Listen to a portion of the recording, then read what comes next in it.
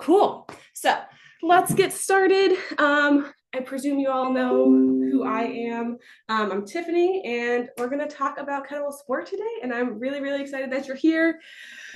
So basically, the plan today is to just work down through all of the lifts. So we're going to start with mobility movements, movement prep that I like to do for myself and for my clients that I work with. Then we're going to work through the pendulum swing, which is the basis of all of the lifts. Then we'll work on the breath because breath is different for sport than it is for hardstyle. So if you're coming from a hardstyle background, it's going to be a little bit weird for you. And then we'll hit the snatch, jerks, long cycle, and then go through all the lifts. And if you have questions, just drop those in the chat and I will answer them once I'm like through whatever explanation that I'm through. It's gonna be great. I'm really, really excited. And thank you so much for coming and showing up. I really appreciate it. It's so much easier to talk to not an empty room. I have done a lot of empty room coaching. It's a lot less fun to coach an empty room. So just start when I do a lot of mobility things. I start always on the floor because, first of all, I'm lazy and I don't want to get up. When I first start doing workouts, generally speaking, I'm just like, this is how I get into the movements. So my mobility is basically the same for everything I do, with slight variations depending on the day. But we start on the floor with our cat cows. I assume everyone knows how to do cat cows, so I'm going to move right into scapular push-ups. You can do scapular push-ups off of the knees, which is how I prefer to do it, so I can work more on the shoulder mobility. But you can also do it in a plank position, which is going to give you a lot more core engagement. So whatever you're feeling, sometimes I do both. But when we're here, we're just going to do big circles through the shoulders. And you're going to find some crunchy points in here. You're going to keep your elbows locked out, and you're in that cat-cow position, so you're already like, you've already done your cat-cows. So now you just go to neutral, big shoulders backwards. Find those crunchy points in your shoulders. And if you're in your 20s, you probably don't have super crunchy points, but as you get older, you will. And then you go forward. Main thing here is just really find that range of motion and push yourself through it. And make sure you're keeping your elbows locked. And it's going to feel different depending on the day, depending on what your workout was the day before. Like yesterday I did yoga, so this feels pretty easy. But the day before I did snatch, so my shoulders were a little bit tighter. The next one is shoulders up and back. We're just coming all the way up to our ears and then packing your lats.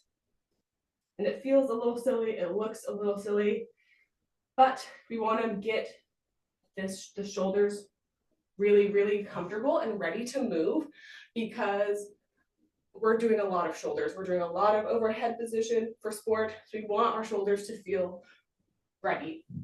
So up and back. I usually do these for 5 to 8 reps. Depends on the day, depends on how I'm feeling. And then I do full scat push-ups. So I'm all the way down and up. It's like sinking, bringing the shoulder blades together and then pushing them apart. Just like this. And you'll find what ones feel best for you. I always love the circle ones the best. That's my favorite one to do. So I do that one a lot more than I do like the shoulder up to ears one. Next thing we'll do for sport very often is wrist stretching. This is really helpful for like after workouts too, but it might be helpful before. So you just kind of go on your knees, sit back. You're going to turn your fingers towards your knees and then pull back. And then you'll play around with where it feels best for you because my wrist mobility is going to be different than your wrist mobility. So we'll play around with what feels good. You rock side to side, go forward, backwards, or forward, backwards. And you can play with your hand positions as well. And then you can also turn your palms up and do the same thing. If your wrists are really sore after sets, which happens, this is a nice release for them as well. So I do this before, after, sometimes between sets, depending on the day. And it's really just a personal practice on feeling out what feels best for your wrists and where your mobility is, because it's going to feel a little bit different depending on the day, depending on your mobility, and depending on the lifts that you're doing. Next, we're going to do shoulder cars, or controlled articular rotations. This is something I do literally every single day. So let me show you how to do them. These are really just going to get your shoulders prepped and ready. There's a few different variations of it. So we're going to start with our hand on the side, thumb pointing forward, and then you're going to bring your hand up, keeping your arm really close to your shoulder, or keeping your arm really close to your ear, like good overhead position, and then reaching back as far as you can. And you're going to find your mobility is going to be different depending on the day, who you are, what other exercises you're doing, and it's going to look different than me. And then you're going to turn, and I like to do the palm out and then rest. And then you do the same thing on the way back. Palm stays out, find that sticking point, sit in it for a minute, turn, and then bring your thumb back forward. Show you from this angle. You can also do this in a kneeling position as well. So same thing, you'll see my arm kind of comes out. You're trying really hard to keep it in as tight as possible. You're reaching back as far as you can, turning, and back. And this is just good for your shoulders. And like I said before, shoulders are super, super important. You're holding weights over your head throughout the lift. And snatch, that's the only place you have to rest. And rack position is not actually restful if your shoulders are super tight.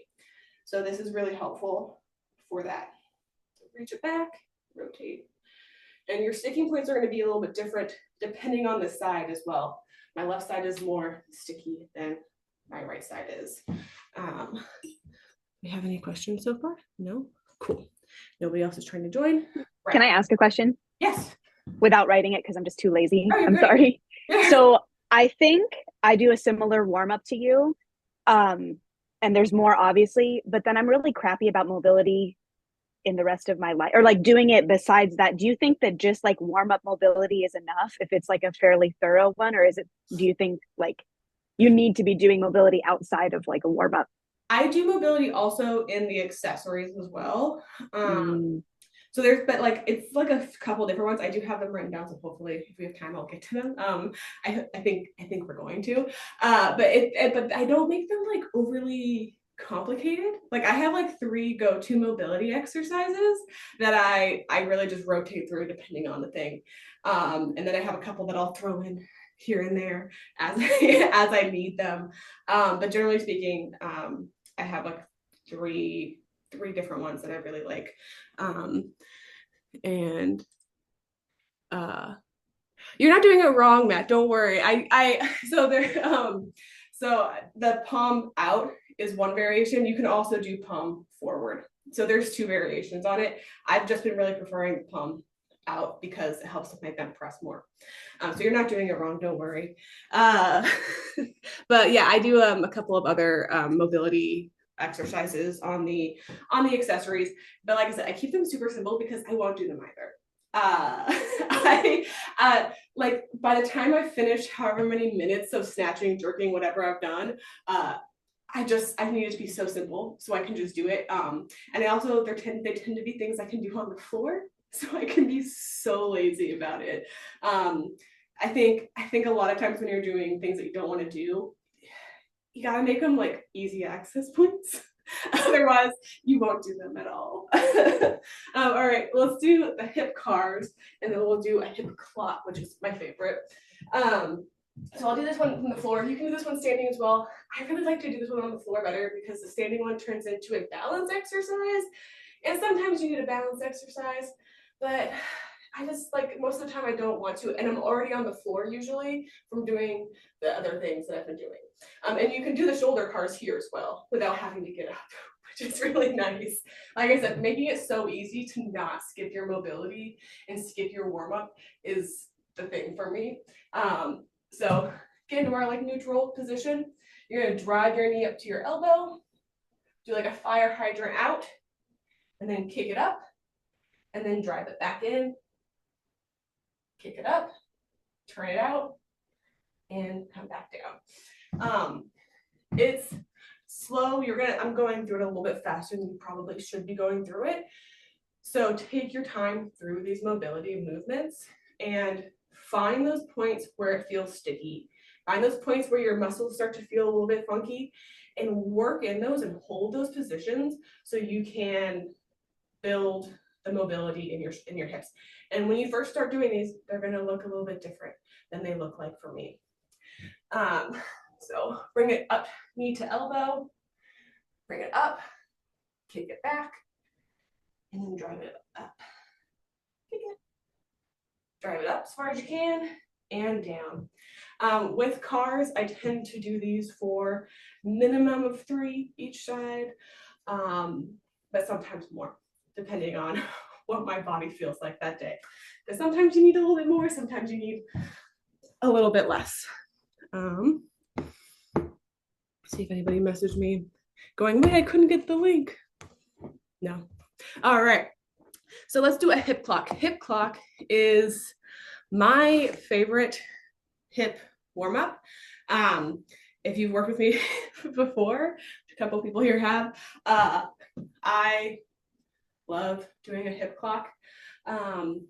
It's like a sequence that I learned from Brittany, KB Fit Brit, back when she was doing sport, and she coached me, and I think it's from a Goss too. So you're gonna start off nice and wide, big step down, drop into a Cossack. You're gonna try to keep your heel on the floor. First round though, generally my heel is not on the floor, and that's okay. So you're just gonna find where that warm up is through your hips.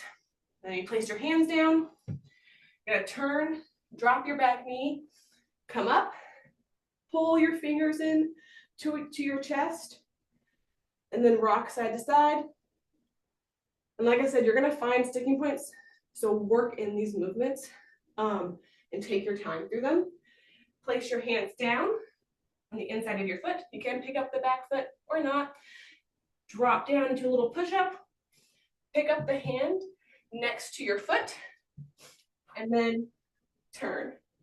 You're turning both of these feet and looking up at this hand to get that stretch through the outer hip. Turn, big step in, calf stretch. I know it's a lot of steps. I have videos on it throughout my page and also on YouTube. So if you ever need a step-by-step of it, it's really helpful. It feels like a lot of steps, but once you know them, you know them. Okay, so I'm gonna come from the back so you can see what the other side looks like. Coming down, placing the hands here. Find those sticking points, and there'll be different spots that feel good depending on the day. Pick up the hand next to the foot, and then you're going to turn your feet and then look up. And that is a hip clock. Really get your entire lower body primed for movement, which is really, really important. So those are my main movement prep items that I do for basically every workout, but especially for sport, because your hips and your shoulders are really, really important. Do we have any questions so far? I think we're good. Perfect. So I want to start. I actually got one. So when you do your sports, your events, do you do it right before the event or when you have time to do it so you're warmed up? I do my warm up, like I do my mobility stuff probably like 30, 40 minutes out. I usually, for a competition setting, I'm doing it like a million times longer than that. When you do a competition, you're warming up because you're so like itchy to get your sets done.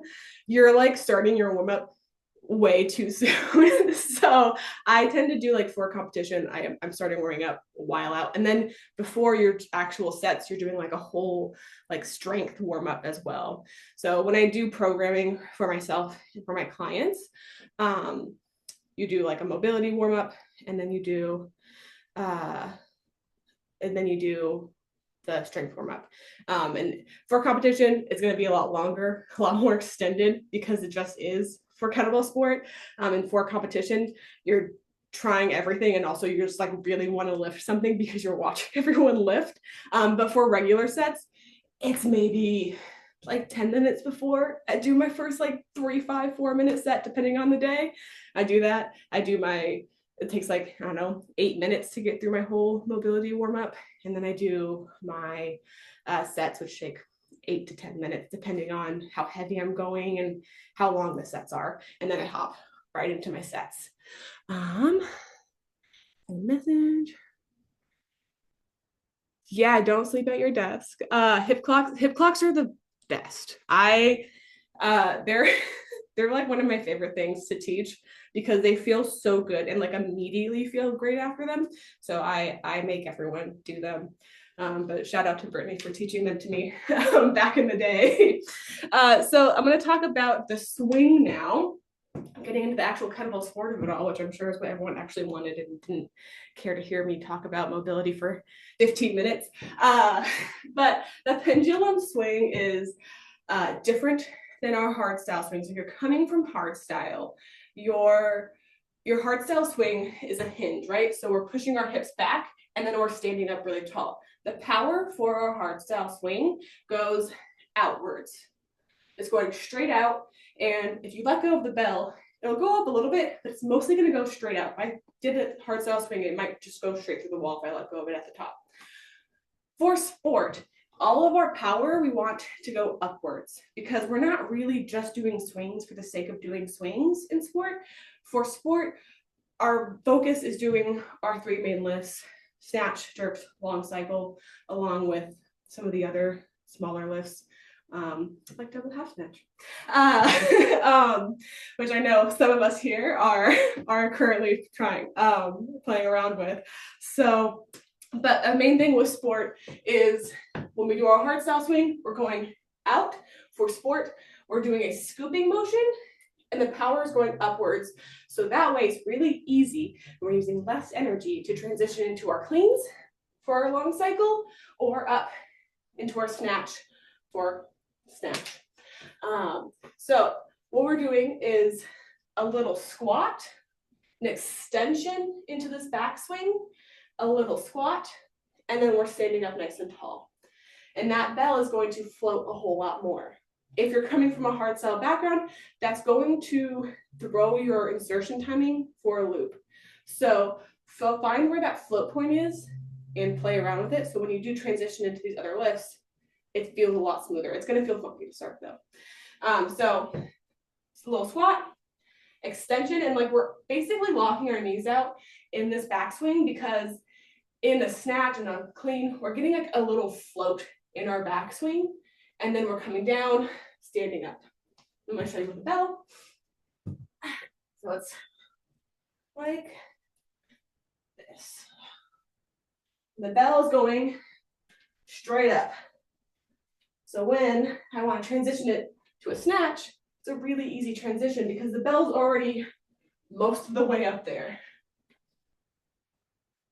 And I mentioned breathing earlier. Sport breath is backwards from everything you've ever done. So when you do hard style, you're going inhaling back and then exhaling up. Do that like breath at the top, right? And that's so you can press your core, and that's great. For sport, we're doing anatomical breathing, which means as we come down, we exhale so we can get even deeper into this backswing. And then we inhale up, and we're expanding our chest. We're creating a lift, and then exhaling into our rack position, or exhaling as we get into our overhead fixation for snatch. When you're first starting, go ahead, your question. There's my audio. I don't know if I'm like too early on this, but taming the arc a thing then in sport, or Yes. no? Yes, okay. Because it Yeah, just we'll talk about it more on the snatch. Don't worry, I'll get there. Don't worry. So when we're doing the swing, we're going exhale, down, all the way in. Inhale to help create that lift through your whole body, because it's really hard to inhale and get fully back there, especially when you're doing sport breathing. You're taking big breaths through your belly. It's going to limit your range of motion a little bit. So go. So find that rhythm with your breath. Once you start doing it, it feels so much better. There's just a lot more of a rhythm to it, and anatomically it makes sense because you're exhaling as you hinge, as you go down, and inhaling to lift. So let's take that pendulum swing and apply it to our snatch. But let me grab a drink of water before, otherwise I'm gonna lose my breath. And my mouth is gonna get dry. All right. So we're taking that swing and we're transitioning it into our snatch. So about, I don't know, 60% of the swing is the snatch, like snatch is the swing, because we're coming all the way back and we're extending through our back swing, and then we're here. And then we just take this position and we push through it into our overhead position. So it's gonna look like this. Start with a couple swings. We're in our swing. We have a big float point here, and then we into our overhead position. Like I said before, your float point is going to be different than if you're coming from a hardstyle background, because hardstyle, you're having to pull a whole lot more. You're having to put a lot more effort and energy into it. For sport, we're driving it up so far that hopefully all we have to do to get it into our overhead position is push your hand through it. Obviously, you're not gonna like come all the way out here like this, but when you're first doing it, it kind of feels like you're coming all the way out here like this. What we're doing is we're taking this float and we're picking up our foot, because for sport, we can also pick up our feet. Hardstyle, you're like super grounded, right? But for sport, we're picking up and driving through. And then come down. We'll worry about that part in a second. We're taming the arc. So we're here. Find that float and play around with the swings. I usually do swing snatches in my warm-up just to feel where my body is and feel where that float is, because sometimes it changes a little bit. It's mostly pretty consistent, but some days different weights as well will change where that float point is. That's the fun thing about sport.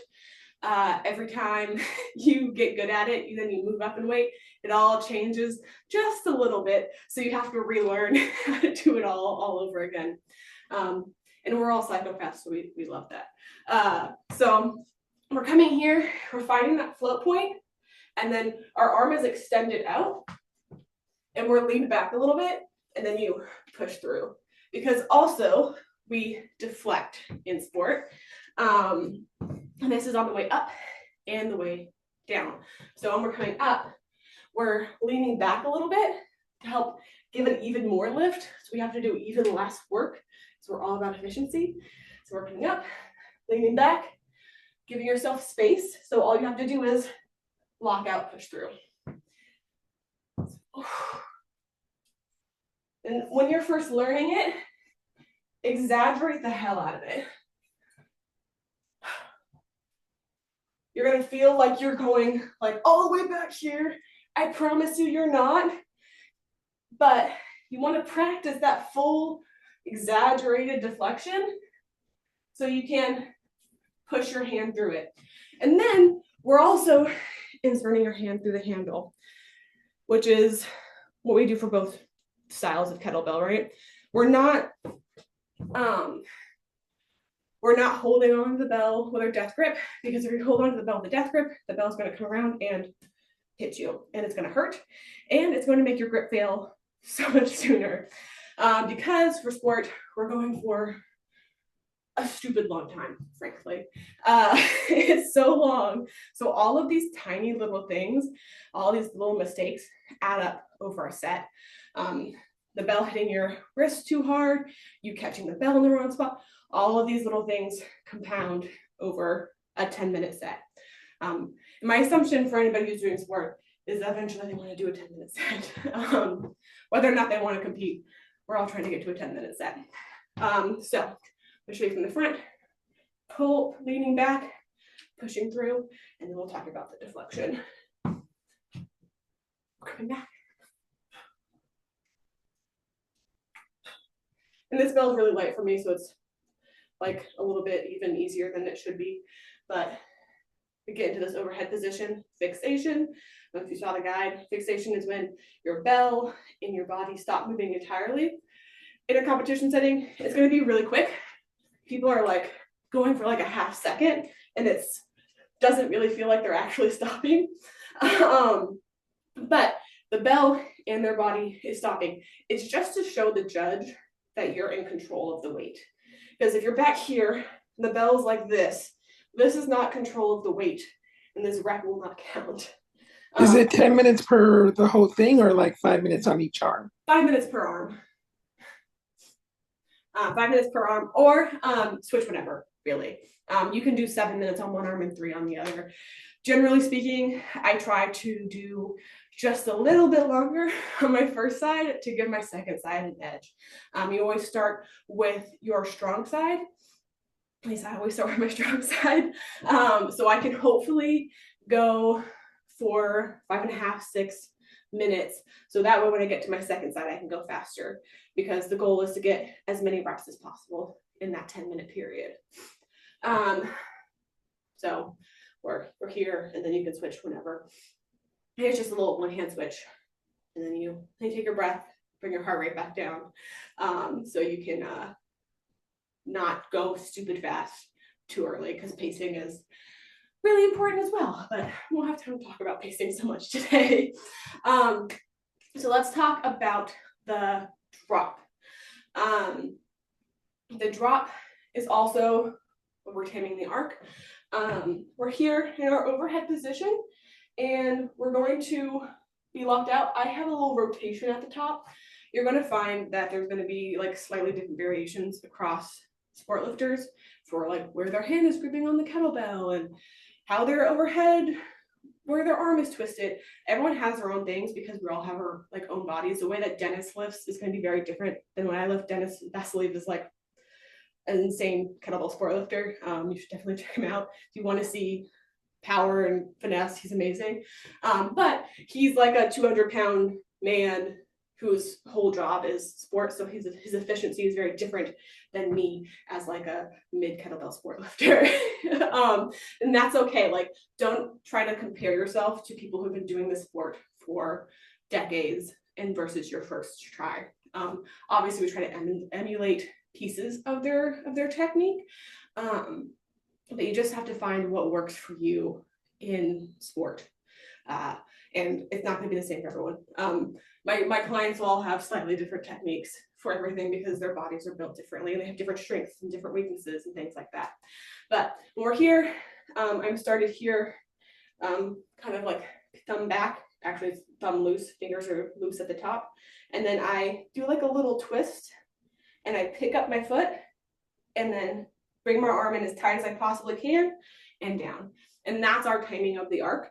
So for sport, obviously you're doing like a whole bend here and you're staying in really tight, but you have to stay very upright for hard style. So hard style, you're really tight and you're really upright. For sport, we can lean, we can do whatever we want really. There's not like, you have to stay upright, you don't have to like bend, you don't have to do anything as long as you don't drop the bell and you're not touching the bell with your other hand. So we lean to minimize the space between the bell and our arm and our body. And then we use our body to help cushion the drop. Because once again, we're trying to be efficient here. And with efficiency, we keep our hands in really tight, and we're trying not to fatigue our grip too early. Because if we fatigue our grip too early, you won't last 10 minutes. And 10 minutes is so long. It's so long. So all of these things, like I said, compound. So we want to get our hand in tight. We want to be in really close, and reduce this red zone, because when you do the regrip, because our grip is loose at the top, and we're loose here, and then we re-grab. If your arm is all the way up here, and then you re-grab and you're grabbing a 18 kilo bell, 16 kilo bell, 20 kilo bell, whatever, that's gonna jerk you down anyways. And we don't wanna do that because that's not gonna feel great on the shoulder, and it's gonna just hurt the grip.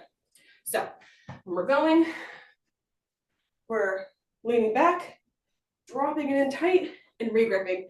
I re-grip like about chest to navel. You don't want to re-grip lower than like here-ish, because if you're here and you're re-gripping, that's going to pull you all the way down, and that's going to hurt your back.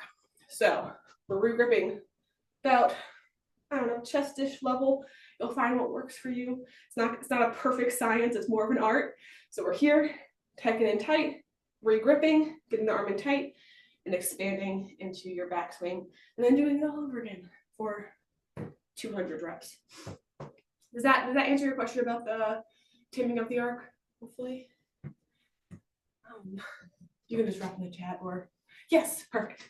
Yeah, and for sport, like I said, the breath, we're coming down, exhaling all the way into our backswing, inhaling up, exhaling as you get into fixation.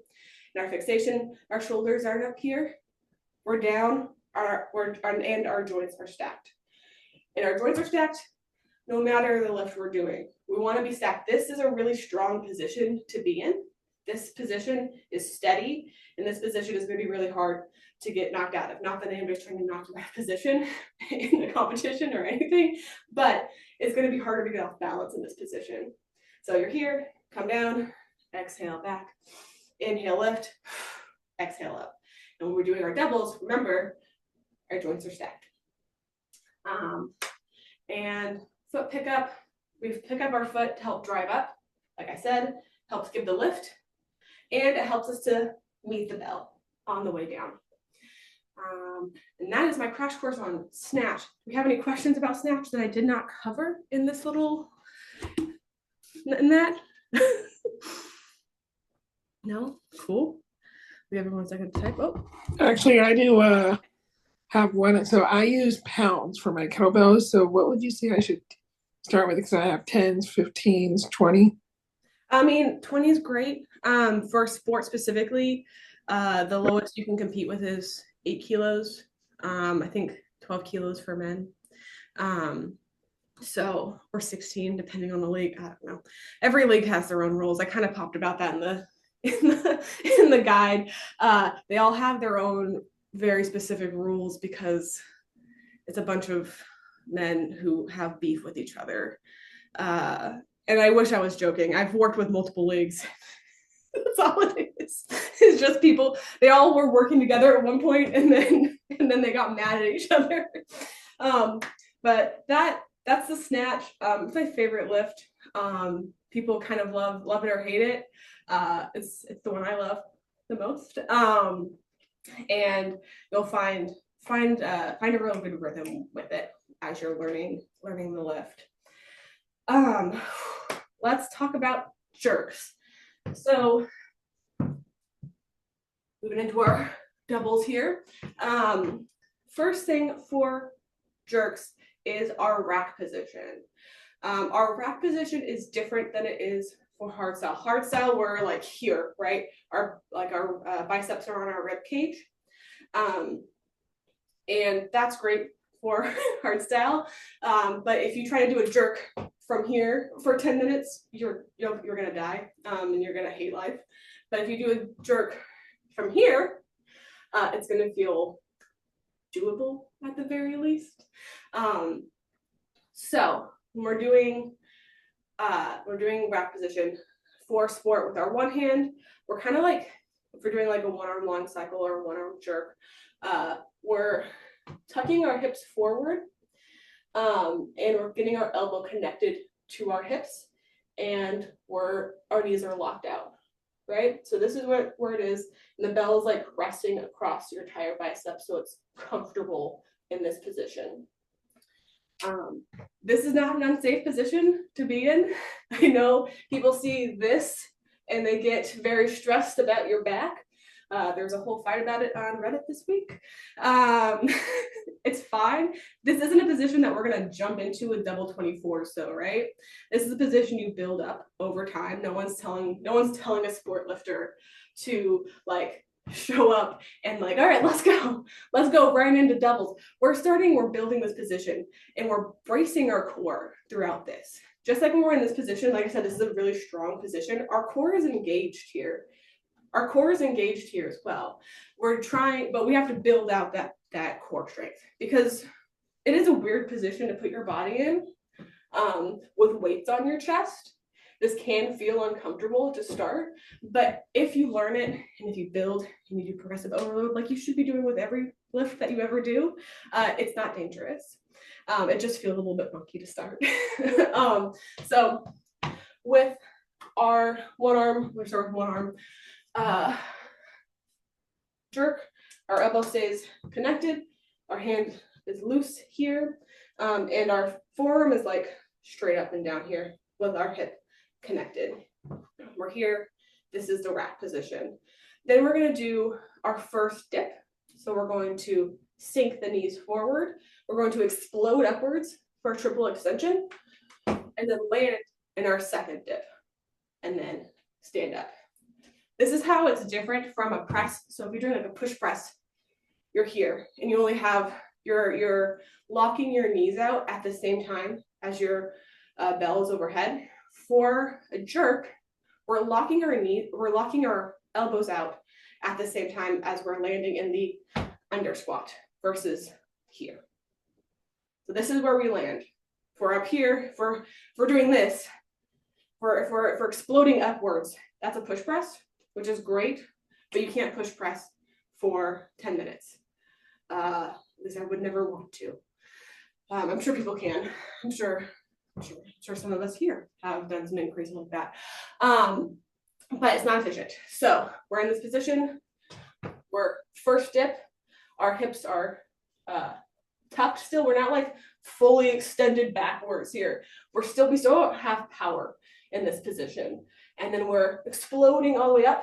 Triple extension means we have extension through our ankles, knees, and hips. So triple extension. We're using our legs to drive the bells all the way upwards, full power upwards. And hopefully in this position, we're driving the bell so far upwards that we don't have to do a lot of work with our upper body. We're trying really hard not to use our shoulders and our triceps to press this bell out. We want our hips and we want our glutes and we want our quads to do the work here because these muscles are really strong. These muscles are less strong, generally speaking. So we're first dip, explosive up, land in our second dip, then lock out.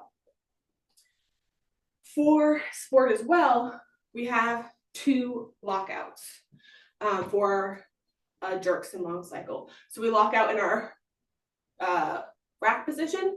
That means your knees have to lock out. You can't just go, that's not jerks, that's bad. Don't do that. So we have to lock out in our first position, first lockout rack position. Then we go into our first dip. Explode up, land, stand up, second lockout, fixation. Just like I said with the snatch, our joints are all stacked.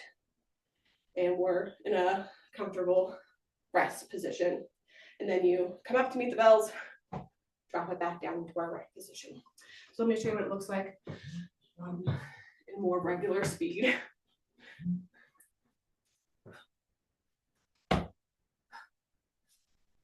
Oh, nope, not long cycle. And then if you ever switch between long cycle and jerks, you're gonna want to do a clean between every rep, and that's not what we're doing right now. So see how I'm landing here. And this is the position you should be landing in every time. It might be slightly up here, might be deeper depending on you, your body, how far you are into the set. But we're landing in this position with our elbow locked out. And then we're standing up nice and tall.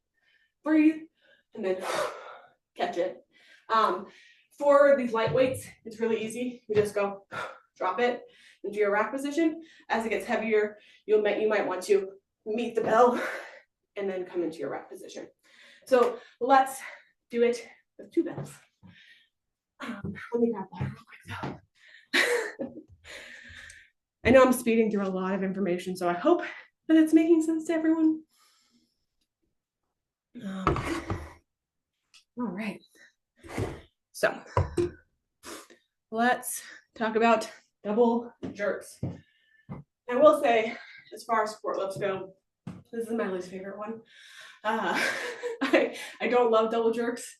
I've done them several times for competitions. They're not my favorite one. And it's okay if you don't love all of the lifts. It'd be great if we loved all the lifts, but generally speaking, when you do sport, you'll find the lift that you like get very attached to, and that's your lift. I've not seen anyone who's like, hell yeah, all of the lifts. With an exception of a couple different psychopaths. And I say that with all the love in my heart. I love all of my sport lifters. So let's talk about double jerks. So we're coming up, get into a clean position. For a competition, you can't like be readjusting every single rep. You get into your clean, you get your hips set, and then this is kind of what your rack position looks like. You can kind of adjust when you come down, but you can't be like doing anything too insane. You can't re-clean. So you'll see a lot of times when people do their first clean, they kind of do this like big circle and drop. That's just to make sure that they're like really in position. But if you're doing training sets, you can wiggle around a little bit more. So we're here, I'm out, and here. Now this is our rack position for jerks. You see the handles are stacked. My fingers are not interwoven because that is going to be dangerous when we start jerking overhead. They're just stacked, and I'm kind of using this hand to hold it together. And so I can talk without gasping. My forearms are like parallel to each other almost. They come together obviously here. We're not like all the way out here. They're close in, as tight as we possibly can. This isn't going to be a comfortable position as you start.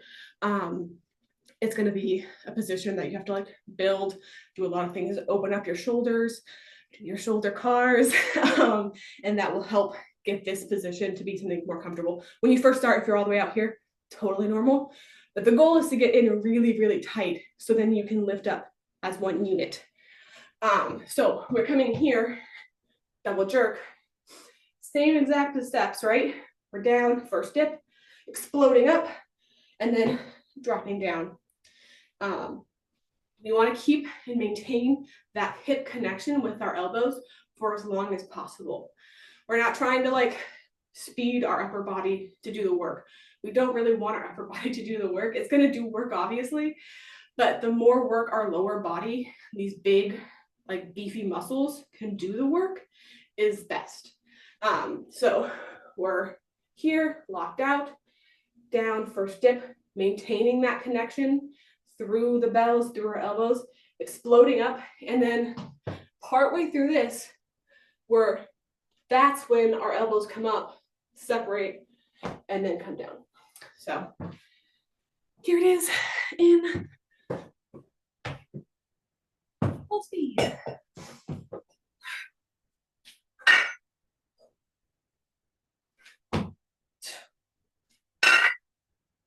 First dip, exploding up, second dip, locked out, stand up nice and tall. And then the bells are going to clank a bunch. Don't worry, that happens. It's very satisfying once you get used to it.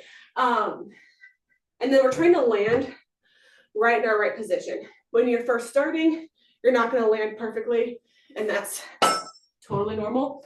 So when you're first starting, you're gonna have to readjust, bring your elbows in. Great, you're learning the position. As you progress, you're trying really hard to just land in that jerk position, so you don't have to waste any energy and any of your efficiency trying to get into a good position to do your next rep. So let me do a few reps of jerks.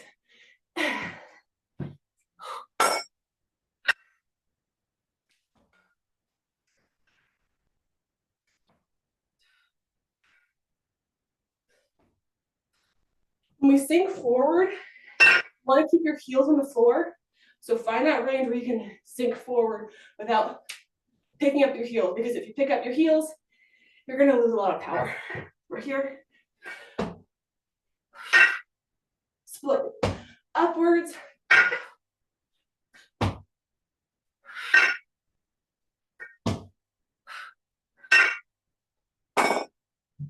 Whew. It doesn't take very long to get your heart rate up.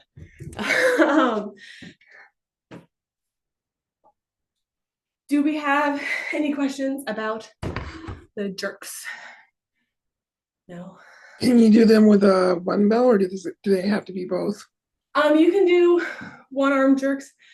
Typically in competitions, I don't see one arm jerks. But you can obviously train it. Like there's no rules against it. But like it's not like a super common competition set for people. Generally, people do double arm jerks, but you can do one arm one cycle, which I'll be talking about next. Jerks are they're tough lifts, and you have to really just take your time in learning the technique, and breathe. Because the other thing when people do sport or these like high cardio lifts, they hold their breath. So make sure you're breathing through the entire lift so you can not lose it. Because if you're holding your breath or not breathing consistently, you will you'll feel it way faster as your muscles need the oxygen. If you're holding your breath, your muscles lose the oxygen. And you need that. And also, it's cardio. So you need to breathe through the cardio. Cool. Any more questions about jerks? And like I said, this is a real crash course in all of these lifts. So there's a lot more like nuance, and it'll feel different when you're doing it on your own. So be patient with yourself. Give yourself permission to not be awesome at it to start. It takes time, it takes effort, it takes patience in order to get good at anything worth doing, really. So let's talk about long cycle. Long cycle is the clean and jerk. So that's the difference between jerks and long cycle. It's just there's a clean. It's called long cycle, my understanding, because jerks are a cycle, short cycle, and then you got the cleans, so it's a long cycle. One of the things that came, because this is a Russian sport, but it is just a clean jerk. They kept a couple of things to just keep it confusing for beginners. When I first started doing sport, and even when my clients thought that long cycle was just like a longer set. So I was like posting myself doing snatches, being like, look at my longer cycles. Nope, that's not what that is. It's long cycles, its own lift. So that's why I also made the guide, because I was just like a little bit confused about everything all of the time. And there's just like not usually comprehensive guides for things like that. At least when I started, there's more now. When I started, there was no one talking about it. So for a long cycle, we do our clean and then we do a jerk. Same thing with our long cycle. We need to lock out in our rack position and we lock out in our overhead position. We're doing our pendulum style clean. So if you're coming from a hard style background, it's going to feel a little bit funky. Again, the timing is going to be different than it was for your hard style clean, because a hard style clean, you're going out and then you're really having to like pull. It's like a big pull in to get into your rack position. For sport style, it's really just like a little tiny like redirect the energy into your rack position. So it's a lot more efficient, and I genuinely prefer a long cycle or a sport style clean over a hard style clean any day. So we're coming here, doing our good pendulum swing, and then we're keeping our arm in really tight. You don't want the arm not to go way out here, because that's gonna make you have to use a lot of energy to redirect it. So we're in, keep it in really tight, land in our rack position. And then you can go into the jerk portion. We'll start with just the cleans though, because we just did a whole lot about jerks. So let me just show you what it looks like.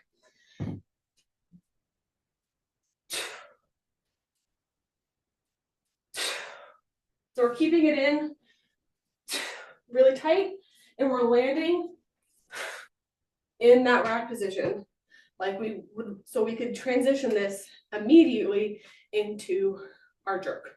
We're in really tight. Now obviously I'm kind of going like a little bit lateral here. Once I have doubles, I won't be able to do that. But for a one arm long cycle, which is a really popular competition lift, it's totally fine and slightly more efficient for me. Some people prefer straight back though. There's no wrong answer there. So keeping the arm in really tight, pushing our hand all the way through the handle, just like you do for hardstyle, getting your thumb in the corner of the handle for like we do for overhead for our snatch, and the wrist is straight. We don't want to end here. This sucks, does not feel good.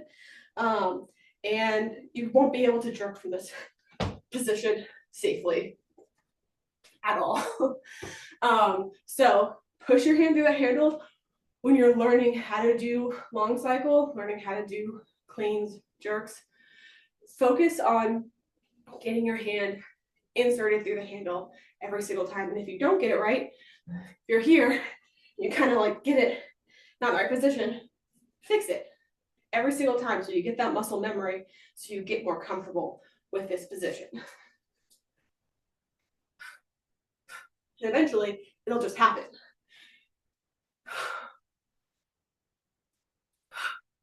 Keeping the elbow in really tight, and then doing it all over again, going into the jerk.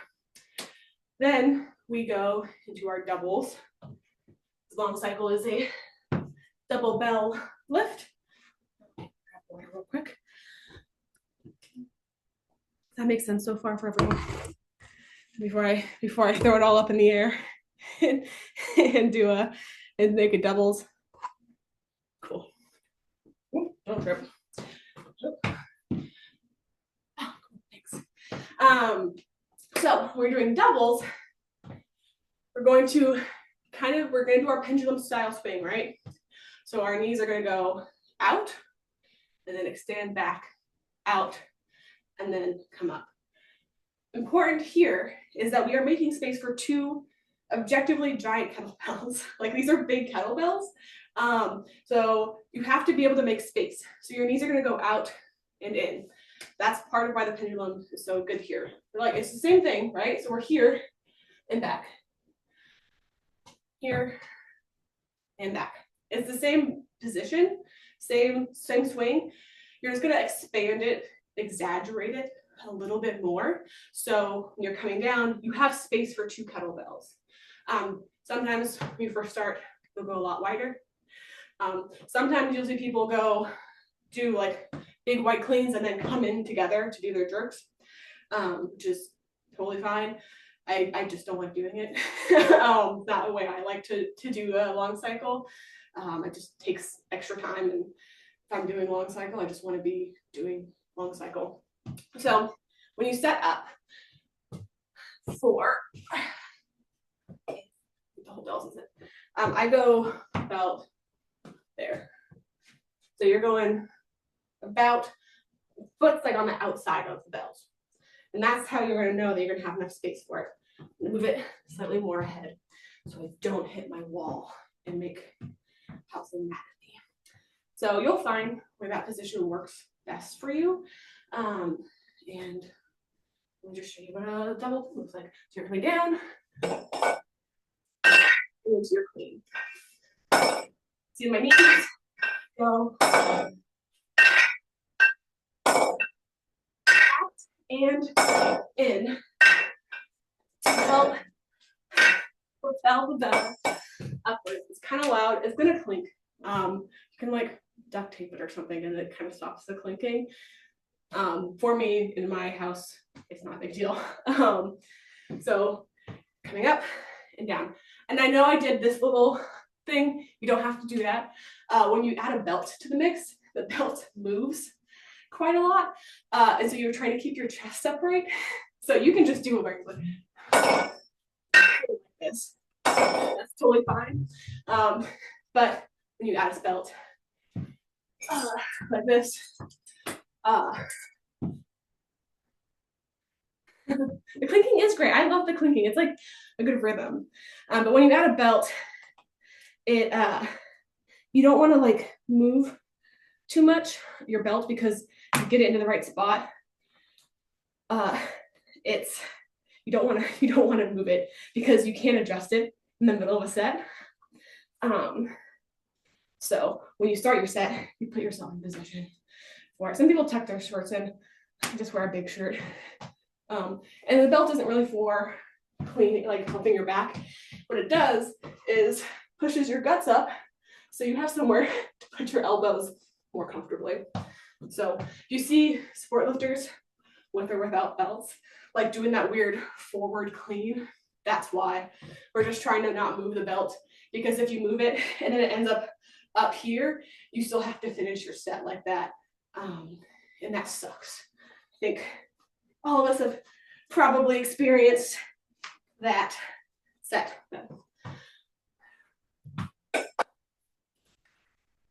So you can see rack position is a little bit comfier here. We're still in that good rack position like we do for jerks, but it's a little bit easier to get into because everything's being pushed upwards. So I have a shelf for my elbows, and then you just go straight in. You don't need a belt to start though, because you want to learn how to build that core stability without the belt. You should be able to do a 10-minute set with 12s, probably without a belt. I don't think belts are like a beginner's requirement. Also, they're expensive as hell. And they always take, I don't know, this belt took me so long to get, it took so long for it to get here. And yeah, so it's not like a thing you need when you first start doing sport. It's a nice thing to have as you get heavier though. But like make sure you're like doing sport before you commit to, I don't know, a $200 kettlebell belt that you can only use for sport because it's shaped differently than a regular weightlifting belt. So you'll see here, it tapers down in the front. Regular weightlifting belts are this size all the way around. And you can't use belts like that for sport. And so you use this one with the taper. This one is made by Elevator, which is Dennis Esleeve, the man I mentioned earlier's brand. Lab of Champions is another one that people use. I think those are the only two brands that make Kettlebell Sport belts, as far as I'm aware. This one's gonna be very basic. It's lasted me for forever though. The Elevator ones are cuter, to be fair. the Elevator ones look nicer and you can customize them a lot more. But this one does have like a little kettlebell person on it. You can kind of see from Kettlebell Games. Back when they were still a brand. All right, let me go back into our long cycle. A little detour on belts, because everyone wants to know about kettlebell belts. They're fun. It's fun to buy equipment also. So, all right, long cycle, back to it. When we're doing a long cycle, you can reclean every single time, obviously. So if your position gets a little bit funky in rack, it's like a little bit less stressful because you know that like the next rep you can reset, which is nice. And then what we're gonna do is the same exact thing we did for our jerks, right? So we're here, rack position, lock your knees out, lock out, sink forward, explode up, land, lock out. On the way down, we're gonna transition into a clean. There's a couple ways we can do this. You can just pause, stop when you're learning. This is really nice. So you can kind of reset twice during the set, during your reps. So that's awesome. So we're here, and then you just go right into it. What I prefer is to just let the momentum take it. So you do have to hit the rack position, but it can be like a tap rack, basically. So you don't have to pause fully and then go, because that stops your momentum. And if you're trying to go fast, which you generally kind of are, this helps to kind of keep that momentum going. So it's really easy to go right to your clean, which I just prefer. Versus here, stop, then down, exhale into your rack position. So I'll show you both ways. Rack position. Pause in our rack.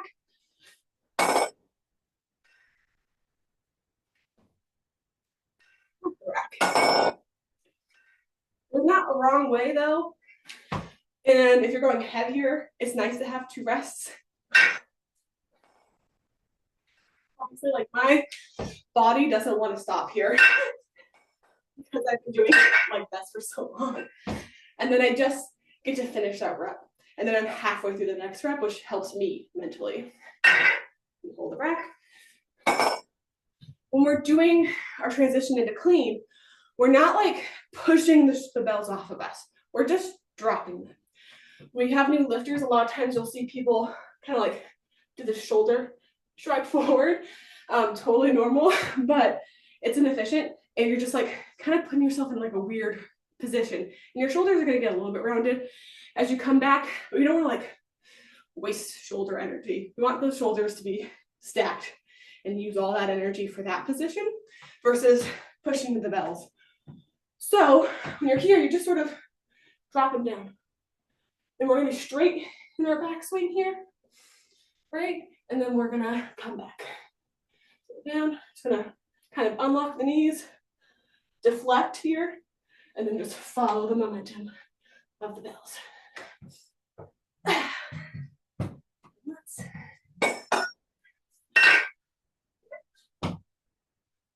Pause.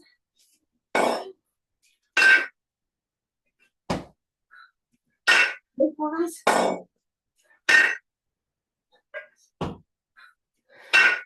You see how tight I'm keeping my arms into my body.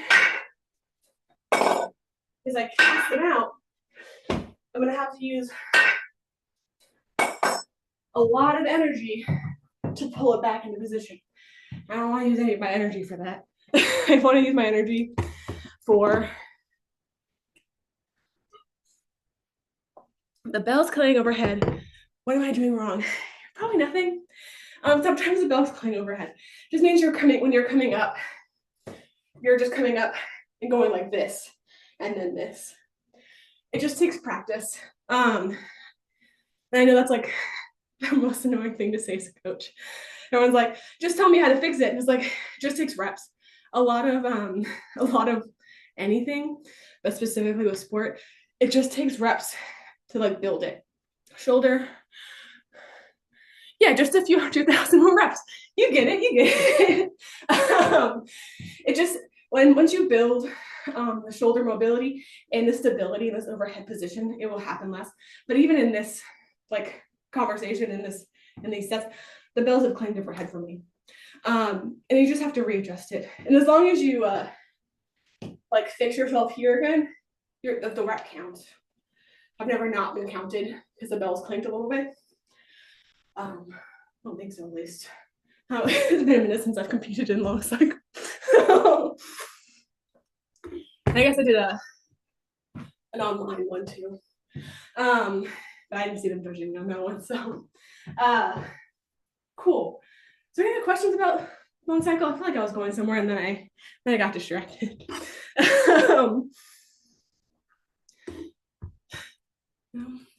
So wait.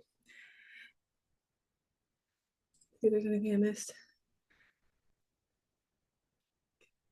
Yeah, don't worry about the clinking. It happens. It's all just part of the process.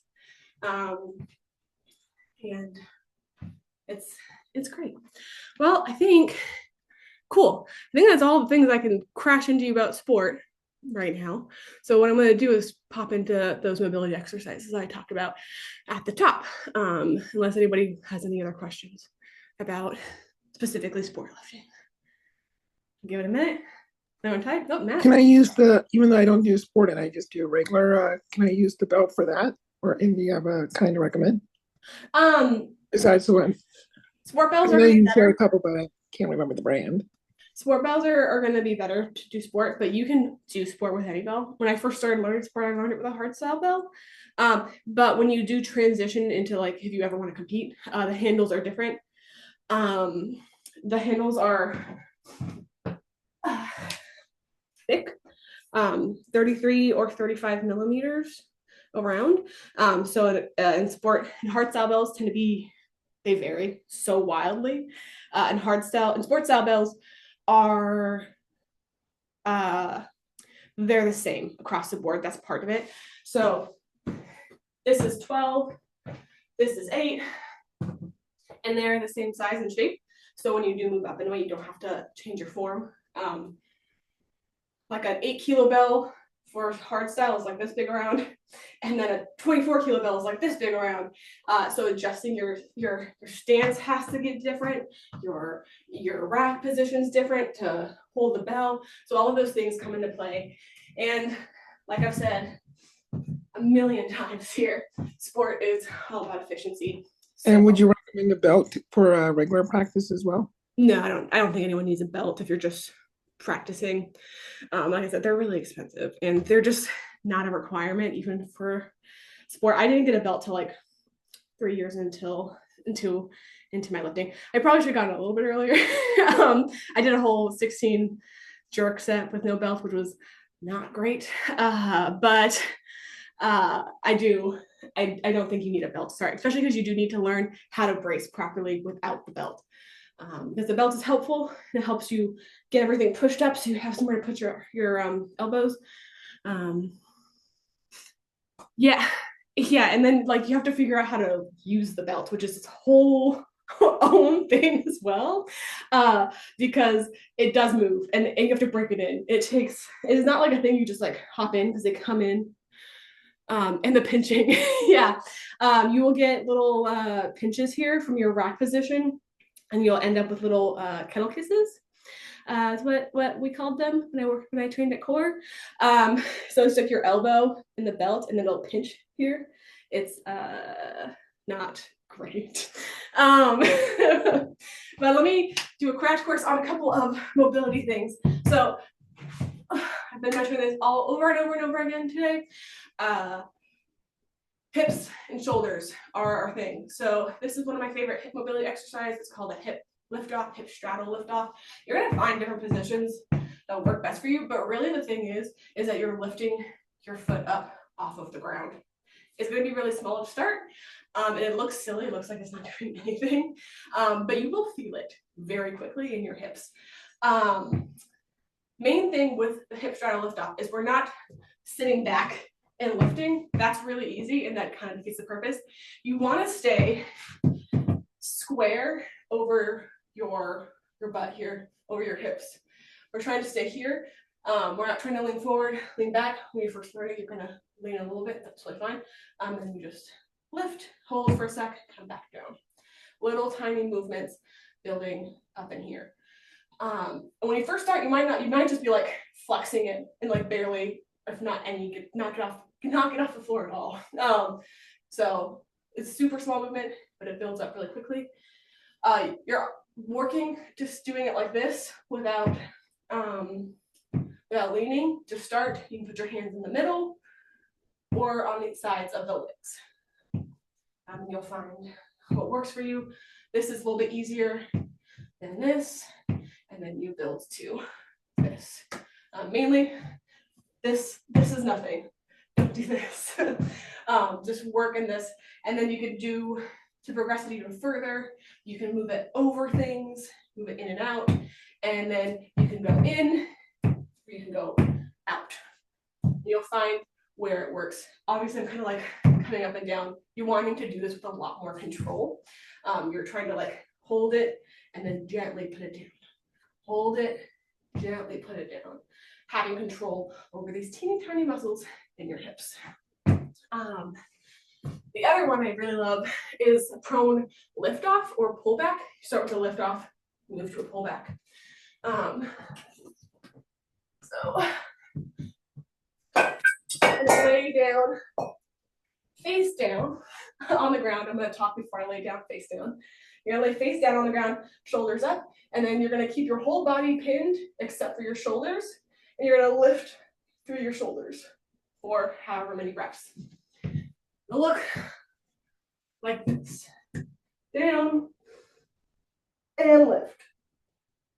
And you'll hold for 3 to 5 to 10 seconds, depending on where you are in your mobility practice and how challenging this feels. Main thing is we're not trying to bring our shoulders up here. We're keeping them packed and lifting up and keeping your feet down. Because sometimes when you do this, like for some reason you go full Superman, which is a great exercise, but it's a different exercise. Then to progress this one, we do a pullback. So you're gonna put your forehead on the ground, find a band. This is the one I have right now. You can also do this with a mini band. And you're gonna create tension and then pull back, like almost like a lat pull down, but with a mini band and you're flat on the floor. So that looks like this. Making sure your elbows like end up in this position. We're not out here, we're packed down, building up our shoulders and building up our lats. And you're keeping it in really, really tight to your body. We're not coming all the way up here, all the way back. It's really tight and really like a concise movement. But those are my 2.5 like favorite mobility exercises that I really like, and I make everyone do. everyone who does sport with me does those movements. And some people who don't do sport with me have to do them because they need the hip and shoulder mobility. I usually do the hip lift offs for anywhere from 5 to 10 reps each leg. You can eventually build to doing like doubles, like 2 legs up, but I really like to focus on each leg because I find like that, the unilateral movement helps me quite a lot versus like double lifting, because then one leg's compensating or whatever. Prone lift off, I do for anywhere from 10 to 15 reps. Pullbacks, same thing. And we're moving through these movements slowly with control. We're not just like whipping our legs up and down. Like I said, we're not ripping out reps here. We're working through it, finding those sticking points and finding where those muscles need more effort, more energy, and like where your weak points are. So you can keep progressing and keep building, because that's the main point of the mobility work. Do we have any questions about anything? I feel like everyone's probably really tired of hearing my voice right now. Questions about mobility, questions about sport, competing, anything at all?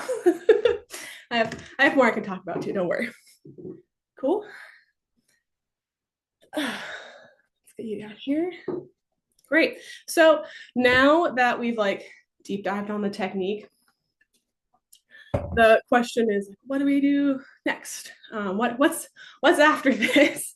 So what we can do is, one, you can just take this information, apply it to your own training, which is awesome. Go off on your own.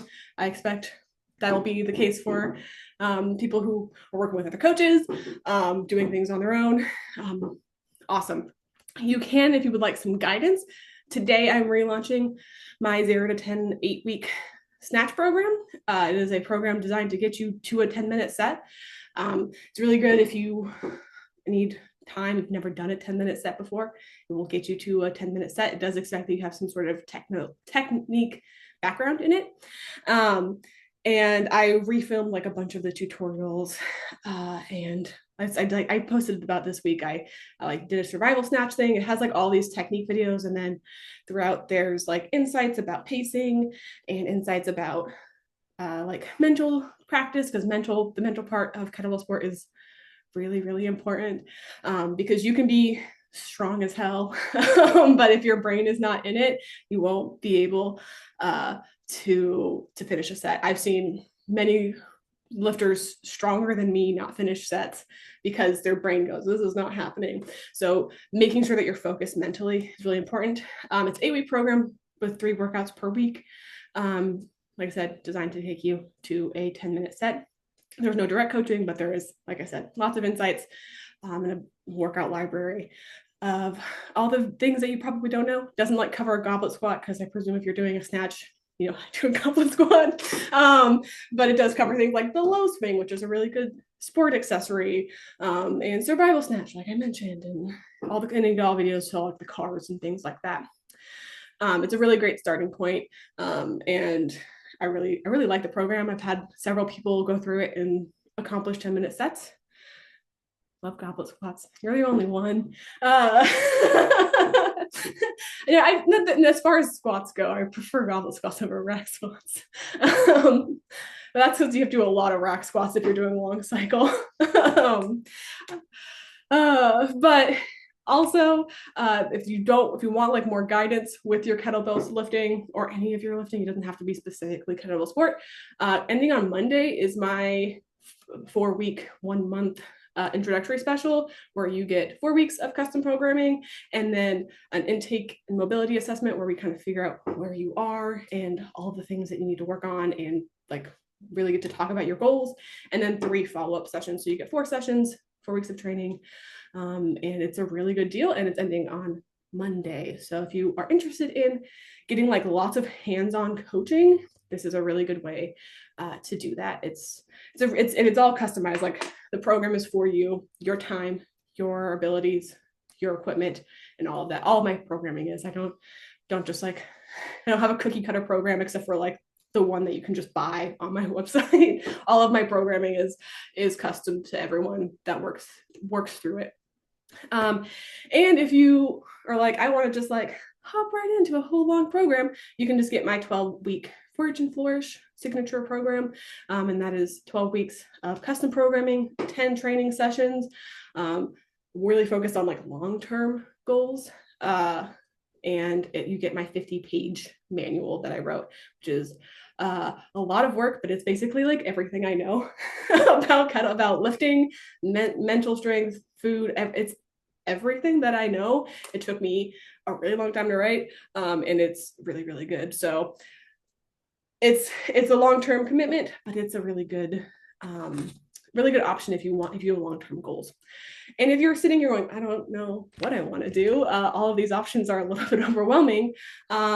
Or if you're like, I don't actually want to do any of that, I still want to invite all of you to come onto a clarity call with me. It's a 45-minute chat about your goals. And this is an open invitation to everyone watching this. If you're watching it now, if you're watching with the replay, even if you've worked with me in the past, or if you're never planning on working with me ever, this is a 45-minute conversation about your goals, and then it's creating a roadmap so that you can achieve your goals, whether or not that's with me. Not everyone needs my kind of coaching. If you're trying to be an Olympic lifter, I'm not going to be the person for you. Thanks for coming though. But I'm not the right coach for every person, but this is a really good way to like figure out what your goals are, because goal setting is so important when it comes to weightlifting and strength training, and having someone like on the outside to help like bounce those ideas off of is really, really helpful. And with the email that I send after this with the replay, I'll make sure I have that link so you can book that call. It's not like a sales pitch or anything. And this is really just a conversation about your goals and how you can achieve them. That's my favorite thing to do, is help people like figure out what their goals are and give them the tools so they can be successful. And with the replay link that I send out, hopefully in the next hour, depending on how fast Zoom is and how fast YouTube is on the upload, it'll be out within the next couple of hours. But that is all the information I have for you today. Is there any questions, any last minute questions about sport, about coaching, about anything that you have for me before we wrap this call up?